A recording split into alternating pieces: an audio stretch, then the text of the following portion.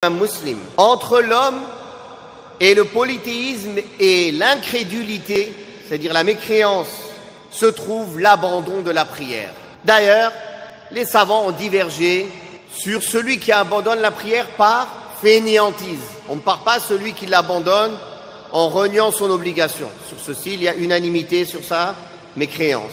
Ou celui qui l'abandonne par orgueil, comme Iblis, qui n'a pas voulu obéir à Allah par orgueil. Pareil, il dit, moi je suis qui, moi, pour mettre ma tête par terre, par exemple. Celui-là aussi, il y a unanimité sur sa mécréance. Ou bien, quelqu'un qui préférerait subir la peine légale pour celui qui abandonne la salat. La peine légale de celui qui abandonne la salat, c'est la mort. Il préfère mourir que reprendre salat. Celui-là aussi, les savants sont unanimes sur sa mécréance. Parce que personne, un croyant, il ne peut pas préférer mourir plutôt que faire salat. C'est pas possible. On lui dit, fais salat, sinon tu vas subir la peine de mort. 3 jours.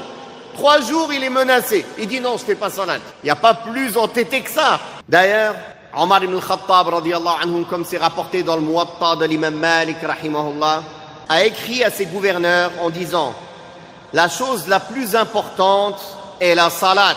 Celui qui la préserve et en prend soin a ainsi préservé sa religion. Quant à celui qui la néglige, il sera plus à même de négliger les autres préceptes religieux. Abdullah ibn Amr a rapporté que le prophète sallallahu alayhi wa sallam a dit, celui qui préserve la salat, la prière, elle sera pour lui une lumière, une preuve et une sauvée, un salut le jour de la résurrection. Quant à celui qui ne la préserve pas, n'aura ni lumière, ni preuve, ni salut.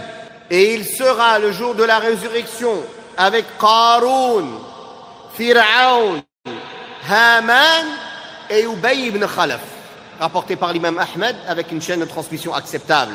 Donc on voit ici que celui qui délaisse, qui néglige la salat, il sera ressuscité avec les têtes de la mécréance, Yawm al-Qiyamah, avec Fir'aun, Haman, Qarun et Ubay ibn Khalaf. À l'opposé de celui qui prie et qui se concentre dans sa prière, le prophète sallallahu alayhi wa sallam a dit, aqrabu ma yakunu al-'abdu min rabbih wa huwa sajid. Il n'y a pas un moment où le serviteur est plus proche de son Seigneur que quand il est prosterné.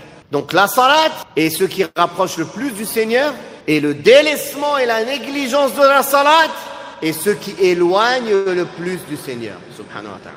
Le prophète sallallahu alayhi wa sallam a dit, dans le hadith rapporté par l'imam Abu Daoud et d'autres, qui est un hadith authentique, 5 prières ont été prescrites par Allah pour ses serviteurs. Celui qui les préserve sans en manquer une par légèreté ou négligence aura auprès d'Allah la promesse d'être admis au paradis.